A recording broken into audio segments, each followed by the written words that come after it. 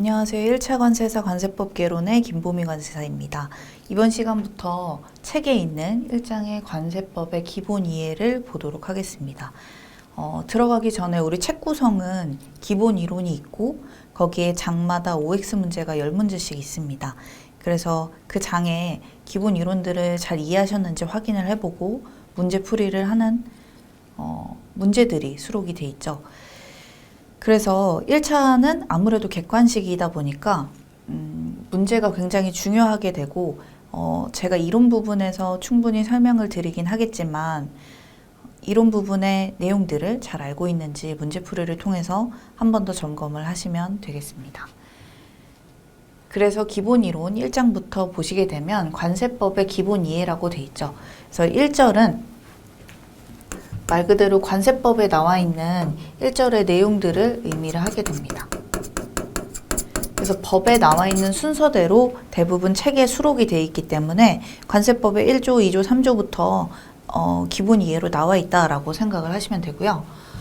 그 다음 법, 시행령, 시행규칙이라고 되어 있는데 관세법은 이렇게 3개로 이루어져 있습니다. 물론 여기 아래에 고시나 훈령이 있을 수 있어요. 근데 여기까지는 너무 실무적인 내용이라서 1차 관세법에 나오지 않습니다. 2차에서는 간혹 나오는 경우가 있는데 고시나 훈령은 빼고 이렇게 3개가 우리 1차 관세사 관세법 개론의 시험 범위라고 보시면 되겠습니다. 관세법은 말 그대로 국회에서 제정을 하게 됩니다. 그래서 국회의원들이 관세법을 바꾸거나 제정을 할 때는 국회의원들 과반수의 동의가 있어야 관세법을 바꾸거나 새로 제정을 할 수가 있습니다. 그 다음 시행령은 대통령령으로 지정이 되고 있습니다. 그래서 시행령을 바꾸거나 이제 또 제정을 하기 위해서는 대통령의 재가가 있어야 바꿀 수 있는 대통령령으로 되어 있고요. 그 다음 시행규칙은 기재부 장관령으로 되어 있습니다. 그래서 시행규칙을 바꿀 때는 기획재정부 장관의 재가가 있으면 바꾸거나 제정을 할 수가 있죠. 그래서 이것도 가끔 시험에 나올 때가 있어서 법은 말 그대로 국회에서 제정을 하고 시행령은 대통령령으로 되어 있고 시행규칙은 기재부 장관 명으로 되어 있습니다. 그래서 이렇게 3개를 좀 구분해서 이것도 암기를 해주시면 되고요. 가끔 나올 때가 있기 때문에 사실 굉장히 배경 지식이긴 하지만 1차에서는 대놓고 문제로 나온 적도 있습니다. 그래서 1절에 관세법부터 보면 됩니다. 관세법의 하부 내용들은 시행령에 되어 있고 시행령의 하부 내용들은 시행규칙에 되어 있습니다. 법을 전공하신 분들이라면 물론 아시겠지만 관세법의 세부 사항들을 정할 때 시행령에서 정하게 되고 시행령에 있는 사항을 또 세부적으로 정할 때 시행규칙을 활용하게 됩니다. 그리고 이런 세부적인 진짜 세관 공무원이 뭐 해야 되고 납세자는 뭐 해야 되고 이런 어떤 서류를 내야 되고 서류에는 무슨 내용이 들어가야 되고 이렇게 정말 세부적인 내용들은 고시나 훈령에 들어가게 됩니다. 그래서 실무적인 내용을 볼 때는 관세사로서 일할 때는 고시나 훈령을 많이 봅니다. 근데 시험에는 안 나오겠죠. 시험엔 너무 세부적인 내용들이라서 나오진 않아요. 그래서 1절 관세와 관세법부터 보면 여기서부터 이제 1조가 됩니다. 1조가 관세법의 목적이 나오거든요. 그래서 관세법이 어떤 목적으로 제정이 됐는지를 보고 밑에 내용들이 나오게 되겠습니다. 그래서 얘는 일단 1, 2조를 뒤에서 보게 되고 3조부터 나오게 돼요. 그래서 관세 징수의 우선이 3조가 되고 여기 있는 의의 같은 경우는 법에는 나오지 않지만 배경 지식으로 알고 가야 되는 내용들이게 됩니다. 그래서 이렇게 법에는 나오지 않지만 배경 지식으로 나와 있는 의의나 함의나 취지나 이런 것들은 2차에서 사실 얘는 그대로 써야 돼요. 근데 여러분들은 1차 수험생이기 때문에 아직은 이렇구나 라고 넘어가고 암기하시면 되고 2차에서는 이런 점들도 다 써서 이제 의의를 앞에 쓰게 되죠. 그래서 관세는 국외 수입하는 상품에 대해서 부과하는 세금을 말한다. 그래서 외국에서 상품이 들어왔을 때 그 물품에 대해서 부과하는 세금을 말합니다. 외국에서 수입되거나 수출하는 물품에 대해서 관세를 매기게 되는데요. 수출하는 물품에 대해서 매기는 걸 수출세, 수입하는 물품에 대해서 매기는 걸 수입세, 국경을 통과하는 물품에 매기는 거를 통과세로 하고 있습니다. 그러나 수출세나 통과세는 거의 없다. 수입세만 있습니다. 그래서 수출하는 물품, 우리나라에서 나가는 물품에 대해서는 굳이 세금을 매기지 않고요. 말 그대로 잠시 이렇게 트랜스 오버하는 나라와 나라 간을 거치기만 하는 물품에 대해서 통과세라고 하는데 이것도 채택하는 나라가 거의 없습니다. 그래서 모든 나라가 수입세를 채택하고 있다. 그 국가에 들어오는 물품에 대해서만 관세를 매기고 있습니다. 그래서 수출세나 통과세를 매기는 데는 거의 없다. 통과세는 뭐 버뮤다 삼각지대라고 해서 그 버뮤다 항에서는 통과세나 부가세를 내기도 하지만 대부분 모든 나라가 수입세를 채택을 하고 있습니다. 그래서 우리나라도 수입하는 물품에 대해서만 관세를 매기고 있다. 그래서 관세 징수에 우선 보시면 관세를 납부해야 되는 물품에 대해서는 다른 기타 조세, 기타 공과금, 채권에 우선해서 관세를 징수해야 한다. 이게 이제 법 3조가 됩니다. 얘도 굉장히 중요한 내용으로 1차에서도 보기로 많이 나오게 돼요. 관세를 납부할 물품에 대해서는 다른 세금이나 공과금, 채권이 있다. 그래도 관세를 우선해서 납부를 한다. 다른 세금이 있더라도 뭐 거둘 게 많을 거라는 거잖아요. 그런데도 불구하고 1순위는 관세가 된다. 그래서 관세는 무조건 1순위다 라는 뜻입니다. 이게 3조가 되고요. 관세를 납부해야 되는 물품이 아닌 재산, 그래서 국세 징수의 예에 따라서 관세를 징수하는 경우는 강제 징수 대상이 관세를 납부해야 되는 물품이 아닌 재산의 경우는 우선순위는 국세기본법의 국세와 동일하게 한다 라고 되어 있습니다. 그래서 국세기본법에서 국세는 1순위로 되어 있습니다. 그래서 국세랑 동일하기 때문에 국세랑 관세가 결국에 동일한 순위이기 때문에 관세도 국세와 똑같이 1순위다 라는 뜻입니다. 요거를 질문하는 분들이 많은데 국세징수 예에 따라서 관세를 징수할 때 강제징수 대상이 납부해야 되는 물품도 아닌데 왜 관세를 내죠? 라고 물어보시는 경우가 많은데 얘는 강제징수의 대상이 관세를 납부하는 물품이 아니더라도 국제징수는 말 그대로 다 몰수하고 체납하고 이래서 억지로 다른 물품에 세금까지 내게 하는 거예요. 그래서 체납한 다른 물품에 대해서는 관세를 체납하게 된 거죠. 그래서 얘는 강제 징수를 하는 대상은 관세를 납부해야 되는 게 아니지만 이 사람은 관세 빚이 다른 데서 있는 거예요. 그래서 그때 관세를 징수할 때는 국세와 관세는 1순위다 라고 보시면 됩니다. 그래서 관세를 납부해야 되는 재산이 아닌데도 관세에 대한 체납이 있다면 관세를 1순위로 납부해야 된다라는 뜻입니다. 그래서 이렇게 나눠놓은 거죠. 관세를 납부해야 되는 건 당연히 1순위지만 관세를 납부해야 되지 않는데도 관세 체납이 있다면 국세와 동일하게 체납을 추징을 한다라는 뜻입니다. 저도 질문을 많이 해주시더라고요. 그래서 저도 처음에 읽을 때는 무슨 뜻인지 몰랐는데 이제 그 함의를 나중에 알게 되면은 좀 여러분들도 쉽게 이해를 하실 수 있습니다. 3번 보면 4조에 내국세 등의 부가징수 있습니다. 관세의 특징은 사실 수입하는 물품에만 세금을 매긴다는 게 가장 큰 특징입니다. 관세는 말 그대로 세금이기 때문에 내국세랑 거의 똑같은 걸 가지고 있지만 관세만의 특별한 그런 법들이 많아서 관세법을 따로 제정을 해놓는 거거든요. 근데 내국세는 이제 세무사가 주로 대리를 하게 되고 관세는 관세사가 대리를 하게 되죠. 비슷한 점도 많이 있습니다. 그러나 관세에 특별한 점이 많기 때문에 관세라는 그런 법이 따로 정해져 있고 거기에 관세사라는 대리하는 사람이 따로 있는 거고요. 뒤에서 배우겠지만 관세의 특징에는 뭐 국제법적 성격, 다른 WTO나 WCO 이런 국제기구에서 국제법으로 채택하는 것들도 많이 반영을 해야 되기 때문에 내국세와는 기본적으로는 국세기본법이나 국세징수법 이런 것 때문에 같지만 얘만의 특징이 너무 많이 있습니다. 그래서 관세법이 따로 있는 거고 그걸 대리하는 관세사가 따로 있는 거고요. 그래서 내국세랑 구별을 하기 위해서 이런 규정이 있게 됩니다. 관세법 규정의 우선 적용 이렇게 돼 있죠.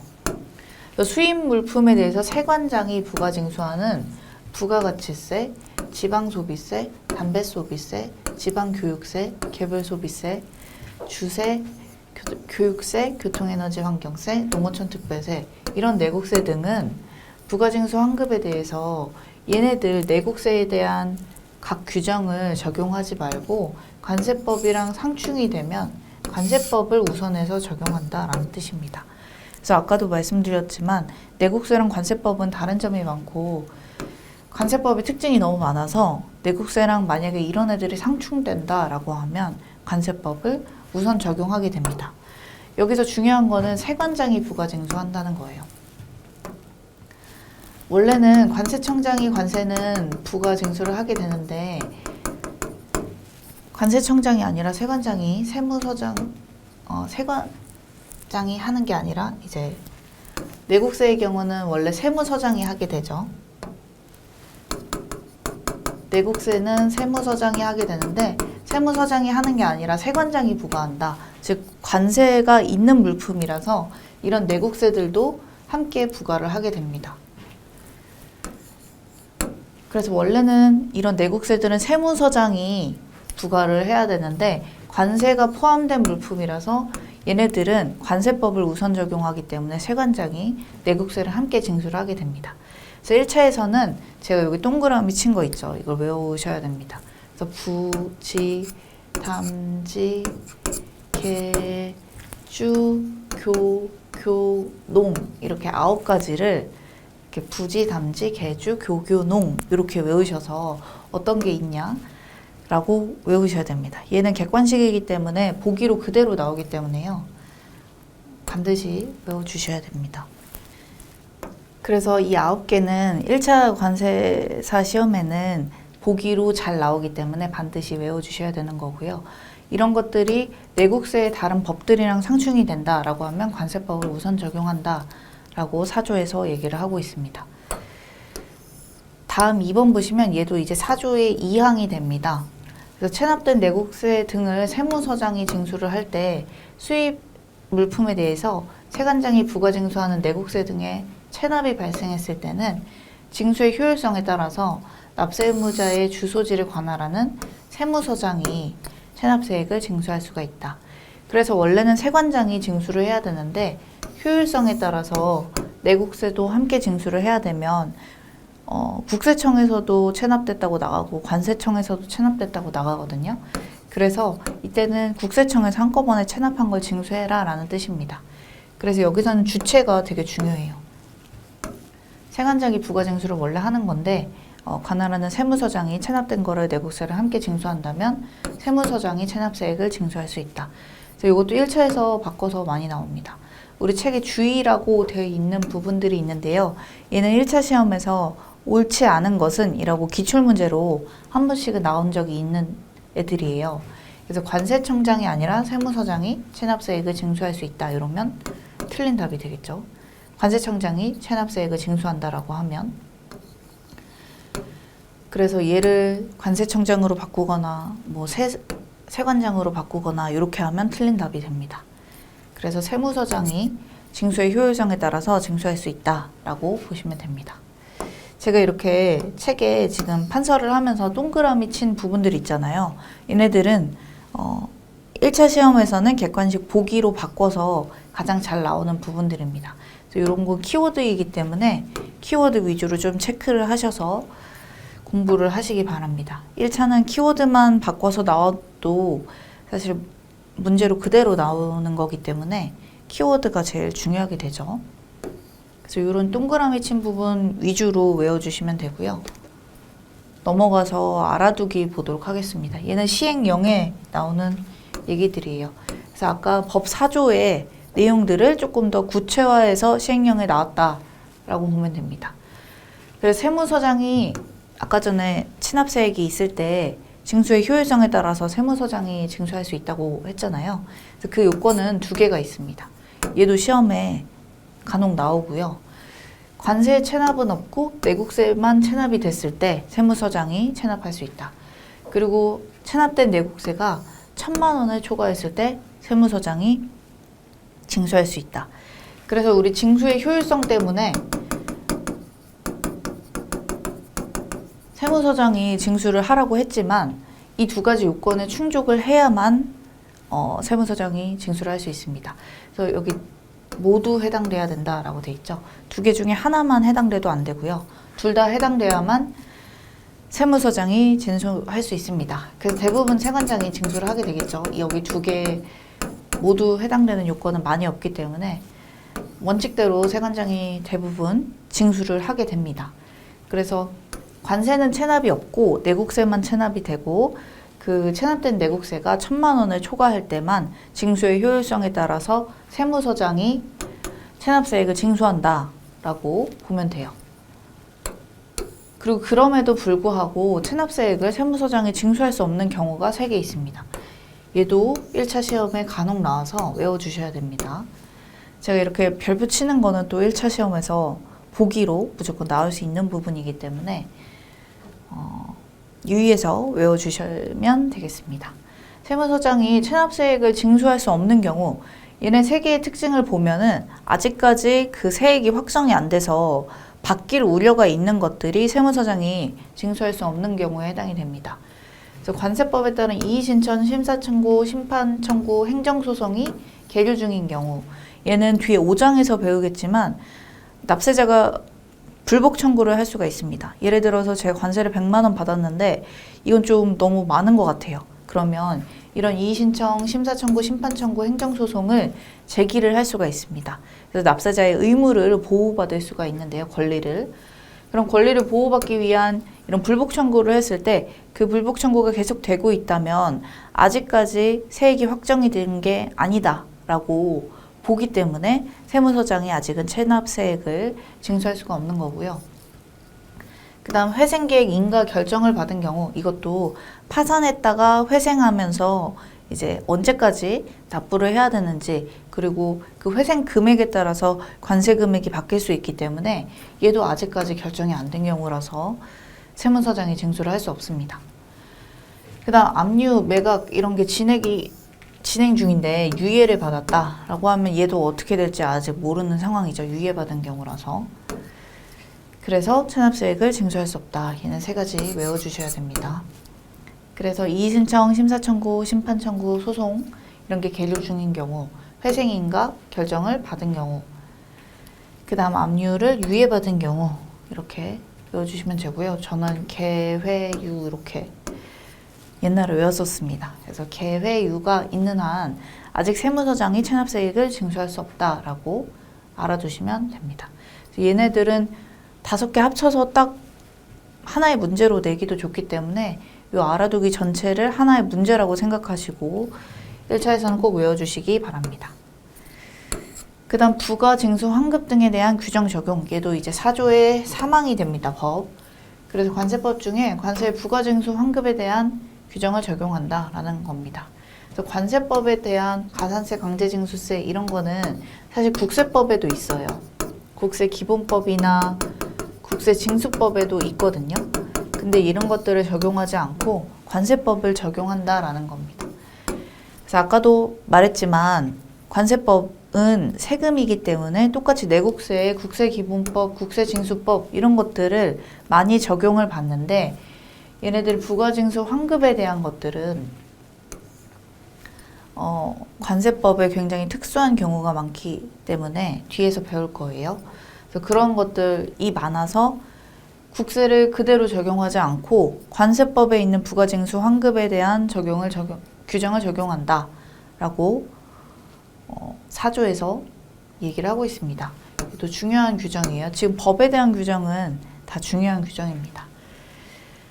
그 다음 담보 관련 규정 역시 이런 담보 제공 요구, 국세 충당, 담보 해제, 담보 금액 이런 담보에 관한 모든 사항들은 관세법을 적용하게 됩니다.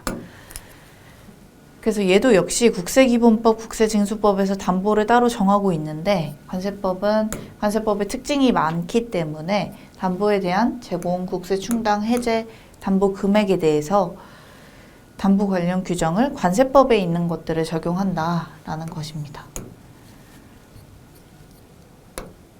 그 다음 넘어갈게요. 기출문제. 그래서 제가 아까 얘기했던 부지, 담지, 계주, 교교, 농 이 9가지를 그대로 이렇게 기출문제에서 물어보고 있죠. 가장 최근에도 물어봤습니다. 그래서 답은 부지, 담지, 계주, 교교, 농에 없는 2번이 되겠죠. 그래서 소득세는 소득세법에 따라서 부가징수를 하게 돼서 세관장이 부가징수하는 거에 해당이 되지 않습니다. 소득세는 또 국세 중에서 굉장히 중요한 법이라서 세관장이 징수를 하진 않고 세무서장이 징수를 하겠죠. 그래서 답이 2번이 되고 요거를 그대로 외웠으면 금방 풀 수 있는 문제입니다. 넘어가서 7쪽 보도록 할게요. 그래서 관세법은 관세법의 목적 아까 1조에 있다고 했죠. 그래서 3, 4조를 먼저 보고 1조가 나오게 됩니다. 그래서 얘는 관세법을 딱 피면 법전을 딱 피면 가장 먼저 있는 법이라서 중요하죠. 그래서 관세법은 관세법 부가징수 그리고 통관을 적정하게 하고 수입 확보를 함으로써 국민 경제에 궁극적으로 이바지함을 목적으로 한다 라고 보면 됩니다. 제가 동그라미 친 게 키워드가 됩니다. 그래서 관세법은 부가징수, 관세법을 걷는 거, 그리고 통관을 적정하게 한다. 통관은 말 그대로 수출입 반송을 얘기를 하는데 물품을 적당하게 왔다 갔다 하는 것들을 통관이라고 하고요. 이런 것들을 적정하게 해서 수입을 확보하고 궁극적으로는 국민 경제의 이바지함을 목적으로 합니다. 그래서 부가징수를 하는 거는 이제 조세법적 성격이 있고 얘는 이제 통관법적 성격이라고 합니다. 그래서 이런 거를 같이 잘 해서 결국에 관세 수입을 확보하고 마지막에는 국민 경제의 이바지함을 목적으로 관세법이 정해져 있습니다. 그래서 이런 조세법적 성격, 통관법적 성격을 통해서 결국에 수입 확보를 하고 국민 경제 이바지함을 목적으로 한다라고 보시면 되겠습니다. 그래서 밑에 관세법의 성격이 나오는데요. 이 5가지 성격은 법에는 없지만 법의로서 주로 쓰는 거고요. 이런 것들이 이제 2차 시험에서 쓰기 좋은 것들이 되겠죠. 법에는 없지만 관세법의 상식적인 내용으로 의의를 같이 얘네들과 적어주고 있습니다. 그래서 5가지가 있는데 얘도 5가지이기 때문에 객관식에 충분히 나올 수 있어서 외워주시는 게 좋습니다. 그래서 조세법적 성격은 세금이기 때문에 똑같이 조세법적 성격을 가지고 있어요. 그래서 부가징수, 납세의무, 과세요건, 감면요건, 징수 절차 이런 것들이 조세법적 성격에 해당이 되고 통관법적 성격은 아까 말했듯이 수입하고 수출하고 반송하고 이런 물품이 왔다 갔다 하는 규정들을 다 똑같이 적어 놓기 때문에 통관법적인 성격도 있습니다. 그 다음 형사법적 성격이 있는데 우리 관세법에서는 형법이나 형사소송법을 적용하지 않고 관세법을 적용하는 특수한 경우들이 많이 있습니다. 관세법을 위반했을 때는 형사나 형사소송법에 가지 않고 관세법에 따라서 처벌을 하고 있어요. 그래서 뒤에 보시면 같이 배우겠지만 그런 처벌들도 함께 나와 있어서 형사법적인 특정 성격도 가지고 있고요. 그 다음 국제법적인 성격이 있습니다. 우리나라 WTO, WCO 이런 국제기구들에 다 가입이 돼 있어요. 그래서 이런 국제 협약의 회원국으로서 그 협약에 있는 내용들을 국제법에 반영을 해야 됩니다. 우리나라 법에. 그래서 국제법적인 성격이 있다. 아무래도 외국에 있는 물품을 수입하는 것에 대한 세금을 묻는 거기 때문에 이런 국제기구에서 말했던 국제법에 대한 내용들 이런 것들은 다 우리가 수용을 해야 되는데 그 수용하는 것들을 주로 산업통상자원부나 기재부에서 관세법이나 뭐 무역절차법 이런 것들에 녹여놓고 있습니다. 그 다음 쟁송절차법적 성격이 있어요. 아까 얘기했지만 납세자가 자기 권리를 침해당하면 소송을 걸 수가 있습니다. 나라를 상대로. 그래서 관세청을 상대로 이의신청, 심사청구, 심판청구, 행정소송 이런 것들을 낼 수 있는데 그런 건 사실 변호사가 대리해서 소송을 제기하는 거랑 굉장히 비슷하죠. 그래서 소송과 비슷한 쟁송 절차법의 성격까지 가지고 있습니다. 관세법에서 심사청구, 심판청구, 행정소송하는 것들도 다 규정을 해놓기 때문에 이런 쟁송 절차법적 성격도 같이 가지고 있다. 그래서 권리나 이익을 침해당한 자가 구제제도를 통해서 구제를 받을 수 있는 권리구제를 같이 규정을 하고 있습니다. 여기 이제 뒤에서 나오게 되죠.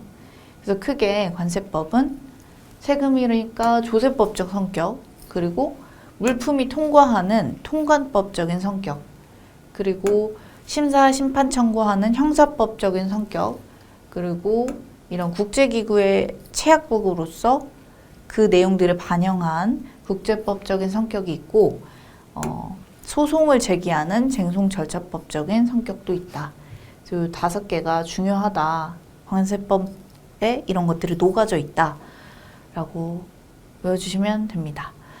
얘도 객관식에는 뭐 그렇게 많이 나오지는 않고 아까 말했던 대로 2차 시험에서는 의의로 쓰고 먹고 갑니다. 그래서 관세법은 이런 성격이 있는데 여기에 대해서 알아보겠다. 이렇게 시작을 하기도 하거든요. 얘는 2차에서 주로 쓰게 되고 1차에서는 이런 게 있다 라고 알아만 두셔도 사실 충분합니다. 그 다음 관세법의 체계, 이게 앞에서 설명한 내용이죠. 그래서 법은 국회에서 정하고 그 내용들을 시행령에서 정하게 되고 또 그거보다 하부 내용들을 시행규칙에서 정하게 된다. 그래서 대통령령으로 정하고 기재부령으로 정한다. 이렇게 나와 있죠. 그래서 여기서 중요한 거는 주체가 누구냐가 가장 중요합니다. 그래서 관세법은 이렇게 목적을 쓰게 되고 시행령 시행규칙은 누가 만들었는지를 제일 중요하게 1차에서 내게 됩니다. 대통령령, 기재부령 이렇게 외워주시면 되고요. 다음 관세 용어의 정의입니다. 관세법에서 나오는 용어들이 어떤 정의를 가지는지 일단 정의를 시작하고 그거를 절차법적으로 성격을 하든 아니면 그 내용으로 뭐 다른 부가를 하든지 부가징수를 하든지 절차법적으로 설명을 하든지 하게 됩니다. 그래서 법 2조에서 나오는 것들이 우리 관세법에서 앞으로 얘기하게 될 정의에 해당한다라고 보시면 되고요. 봄에 1차에서 굉장히 많이 나왔죠. 거의 매년 나온다고 보면 되는데 최근엔 좀 덜 나왔지만 정의 자체는 관세법의 기본이기 때문에 1차에서는 무조건 나온다고 보면 됩니다. 그래서 가장 먼저 나오는 게 수입, 수출, 반송입니다. 우리 통관은 수입, 수출, 반송으로 이루어져 있는데 수입, 수출이 먼저 나오게 되고 다음 반송이 나오죠.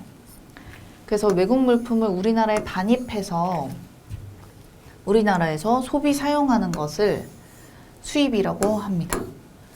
그래서 수입은 그냥 우리나라에 가져오는 게 수입이 끝이 아니고요. 우리나라에서 소비 사용해야 됩니다. 그래서 그냥 안 사용하고 나가면 수입이 아니겠죠. 그래서 소비 사용하는 것까지 해서 수입하는 물품에는 관세를 매기게 됩니다. 그래서 결국에 관세는 우리나라에서 가져와서 사용하는 것까지 끝나야 관세를 매긴다 라고 볼 수 있습니다. 그래서 중요한 거는 반입한 다음에 소비 사용하는 것까지 다 수입이다 라고 보는 게 중요한 점이고요. 그 다음 가로 안에 있는 거 보면 보세구역을 경유해서 보세구역으로부터 반입하는 거 뒤에서 배울 거지만 보세구역은 잠시 관세를 매기지 않는 구역을 얘기합니다. 그래서 관세를 잠시 보하는 구역이라고 해서 보세구역이라고 하는데 이거는 보세구역에서 보세구역이 아닌 곳으로 반입하는 것도 우리나라에 반입하는 거랑 똑같이 취급한다라는 거죠. 그래서 우리나라에 반입하는 것뿐만 아니라 보세구역에서 관세를 내지 않았던 구역에서 내는 구역으로 보세구역이 아닌 구역으로 들어오는 것도 우리나라에 반입하는 것에 해당이 되고요. 그 다음 소비사용에는 운송수단 안에서의 소비사용을 포함한다. 그래서 비행기에서 뭐 어떤 우리나라 거를 뭐 우리나라 면세점에서 술을 사서 먹는다. 이러면 소비사용이 되겠죠. 그래서 운송수단 안에서의 소비사용을 포함하고 239조의 소비사용은 제외한다. 그래서 반입에는 보세구역에서 반입하는 것도 포함이 되고 운송수단 안에서의 소비사용에는 운송수단 안에서의 소비 사용을 포함하면서 239조의 소비 사용은 제외한다 라고 해서 239조는 뒷장에 나오게 됩니다. 그래서 외국 물품이 보충으로 나오게 되는데 얘도 이제 정의 중에 하나죠. 여기서 나오는 이유는 외국 물품을 반입하는 게 수입이기 때문에 외국 물품의 정의도 나오게 되는 겁니다. 그래서 외국으로부터 우리나라에 도착한 물품 중에서 수입신고가 수리되기 전에 있는 것, 그 도착은 했지만 아직 수입신고가 안 된 거죠. 얘는 아직까지 외국 물품입니다.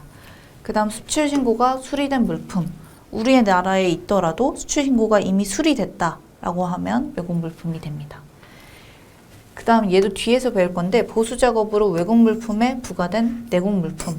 그래서 외국 물품이 이렇게 크게 있는데 여기 보수작업이라는 거는 아주 미세한 작업을 의미하거든요.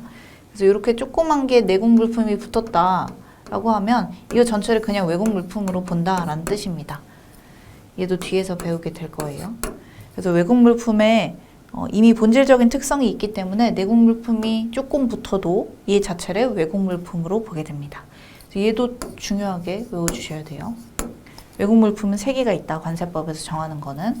그래서 외국 물품에서 우리나라에 도착했지만 수리 전에 있는 것, 그 다음 수출신고가 수리된 물품, 보수작업으로 외국 물품에 부과된 내국 물품이라고 3개를 외워주시면 됩니다. 얘도 객관식이기 때문에 자주 나옵니다. 외국 물품이 아닌 것은 이렇게 나오게 되고요.